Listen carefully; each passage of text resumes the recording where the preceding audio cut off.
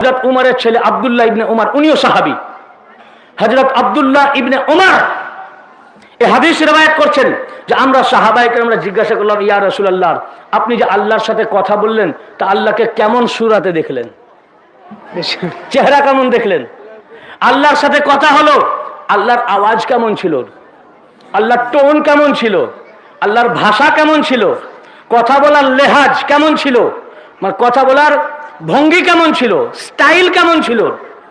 আল্লাহর সাথে যে কথা বললেন, ইয়া রাসূলুল্লাহ, আমরা তো আল্লাহকে দেখি নাই, আল্লাহর কথাও শুনি নাই, শুনতে তো কোনোদিন পারবো না, আপনি শুনেছেন, ওইটুকু তো একটু বলেন, মনের তৃপ্তি হোক যে আল্লাহর বলার ঢং কেমন ছিল, কথা বলার ঢং কেমন ছিল, স্টাইল কেমন ছিল, আল্লাহর লেহাজ কেমন ছিল, ভাষা কেমন ছিল, কোন স্টাইলে বলেছেন। হযরত আব্দুল্লাহ ইবনে উমর রেওয়ায়াত করছেন, মেরাজ থেকে ফিরে এসে যখন তাকে এই কথা আমরা জিজ্ঞাসা করলাম, ইয়া আকা, হে আমাদের মওলা, এবার তো বলুন, মেরাজ তো সব শুনলাম, আল্লাহর ভঙ্গিমাটা একটু শুনি, আল্লাহর কথা বলার স্টাইলটা একটু শুনি, মন ইতমিনান হোক, তার আওয়াজের স্বর কেমন ছিল, কোন স্বরে কথা বলেছেন, কেমন স্টাইল ছিল। আল্লাহ রাসূল বললেন, قال رسول الله صلى الله عليه وسلم خطبني ربي باللغات علي ابن ابي طالب। আল্লাহর রাসূল আমার সাথে আলীর কণ্ঠে কথা বলেছেন।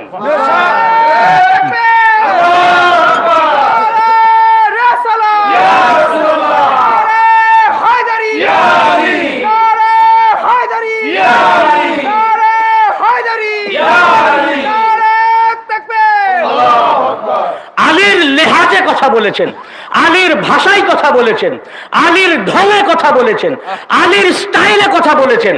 মুসনাদে আবু ইয়ালা রাবি যেমন তেমন সাহাবী না, হযরত আব্দুল্লাহ ইবনে উমর, হযরতে আব্দুল্লাহ মুতাবার সাহাবী, জালিলুল কদর সাহাবী, দ্বিতীয় খলিফার শাহজাদা হযরত আব্দুল্লাহ ইবনে উমর বলছেন যে আল্লাহ রাসূল আমাদেরকে বললেন, আমরা যখন শুধালাম, আল্লাহ রাসূল বললেন যে আল্লাহ যখন আমার সাথে কথা বলেন তো এই স্টাইলটা ছিল আলীর স্টাইল, আলীর গলা, আলীর ভাষা, আলীর লেহাজ, আলীর মতো। যখন আমি এই কথা শুনছি তখন আমি চিন্তা করলাম যে আল্লাহ আমার সাথে কথা বলছেন না আলী বলছেন, আল্লাহ আমার সাথে কথা বলছেন না আলী বলছেন। আমি জিজ্ঞাসা করলাম, হে বাড়ি তালা, হে রব, আপনি আমার সাথে কথা বলছেন না আলী আমার সাথে বলছে? এই গলা তো আলীর, কথা বলার স্টাইল তো আলীর।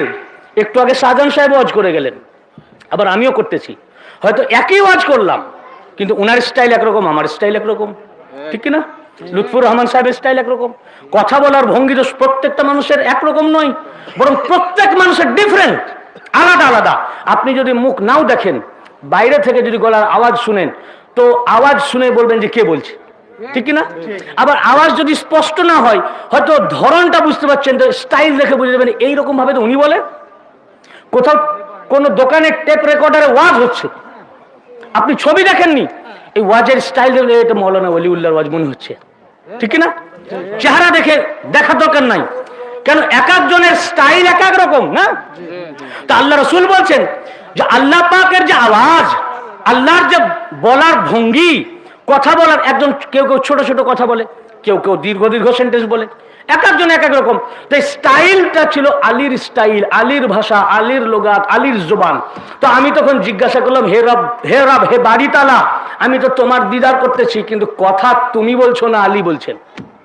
আমার তো ধোঁকা লেগে গেল যে আমি কথা আল্লাহর সাথে বলি না আলীর সাথে। আল্লাহ তাআলা বললেন যে হে রাসূলুল্লাহ, হে আল্লাহ রাসূল, হে আমার হাবিব, কথা তো আলী বলে না, কথা তোমার রবি বলছেন। আমি তোমার সাথে বলছি, কিন্তু এই গলা কেন? এই গলা কি কি জন্য জানো? যখন খালাকতুকা মিন নূরি ওয়া খালাকতু আলিয়্যান মিন নূরিকা, আমি আমার নূর থেকে তোমাকে বার করেছি আর তোমার নূরের ভিতর থেকে আলীকে বার করেছি।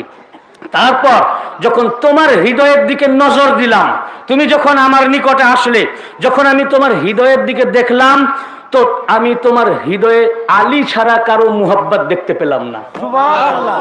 আল্লাহ পাক বলছেন আমি তোমার হৃদয়ে আলী ছাড়া কারো মুহাব্বত দেখতে পেলাম না, দেখলাম শুধু ইয়া রাসূলুল্লাহ, হে আমার হাবিব আল্লাহ, তোমার হৃদয়ে শুধু আলী, আলী আর আলী, যার কারণে ফাখাতাবতুকা বিলিসানিহি, এই কারণে আমি বুঝলাম তুমি আলীকে পছন্দ করো, আলী তোমার পেয়ারা, তোমার দিলে শুধু আলী ভরা, তাই আমি আলীর জবানে তোমার সাথে কথা বলতেছি।